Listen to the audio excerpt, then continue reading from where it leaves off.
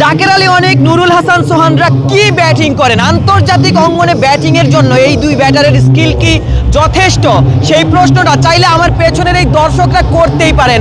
আন্তর্জাতিক অঙ্গনে বাংলাদেশ ম্যাচ খেলছে, আন্তর্জাতিক অঙ্গনে এই দুই ব্যাটার কেমন ব্যাটিং করছেন, তাদের ওই ব্যাটিং এর ঘাটতিগুলোই যেন আক্রমণাত্মক যেই বোলাররা রয়েছেন, ভালো বোলিং লাইনআপের বিপক্ষে এক্সপোজড হয়ে যাচ্ছে।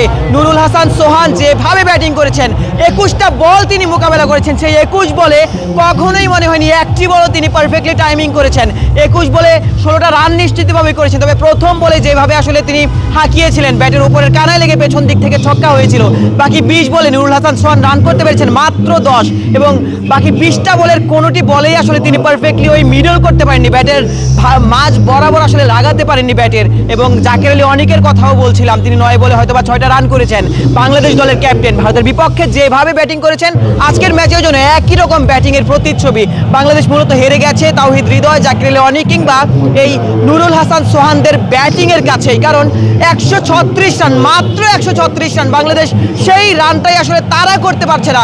এই দর্শকরা এখনো ওই দু চোখ দিয়ে স্বপ্ন দেখছেন যে বাংলাদেশ ম্যাচটা জিতে যাবে, ম্যাচের বাকি মাত্র 2 ওভার। তবে সেই ম্যাচটা কিন্তু ইতিমধ্যে আসলে কঠিনতম হয়ে গেছে, কষ্টসাধ্য ব্যাপার হয়ে গেছে রানগুলো করা। কারণ বাংলাদেশের ওই টপ অর্ডার কিংবা মিডল অর্ডারের ব্যাটার যারা রয়েছেন, ওই জাকের আলী অনেক, নুরুল হাসান সোহান, তাওহিদ হৃদয়রা, তারা আসলে একদম মুখ থুবড়ে পড়েছেন পাকিস্তানি বোলিং লাইন আপের বিপক্ষে। সে কারণেই বাংলাদেশ এই সহজ ম্যাচটাও আসলে হেরে যাচ্ছে। বাংলাদেশ এই ম্যাচটা হেরে গেছে বলাই যায়। বাংলাদেশ ওই ফাইনাল খেলার যে স্বপ্নটা ছিল, সেই স্বপ্নটা ধূলিসাৎ করলো।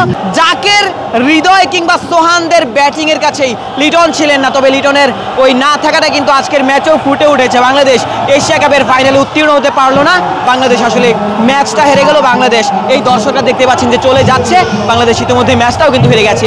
নুরুল হাসান সোহান, জাকের আলী অনেকদের কাছেই আসলে বাংলাদেশের এই দর্শকরাও পরাজিত হয়েছেন। টিএসসি থেকে আশিক সারোয়ার, নিউজ 24।